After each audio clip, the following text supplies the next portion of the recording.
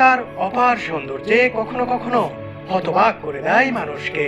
দুনিয়ার বুকে কোনো জায়গা যখন বিশালত্বে আর রঙের রূপে কল্পনার চেয়েও সুন্দর হয়, তখন বিস্ময়ে অভিভূত না হয়ে আর উপায় থাকে না।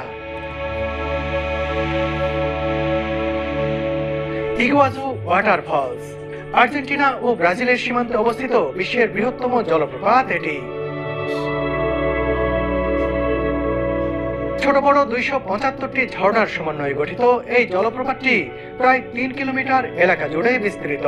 এর 80% আর্জেন্টিনায় ও 20% পড়েছে ব্রাজিলের অংশে। এটা অসাধারণ, এটা কেউ যদি সচক্ষে না দেখে এই প্যানোরামিক ভিউ, এটা বিশ্বাসই করতে পারবে না যে এত সুন্দর ওয়াটারফলস।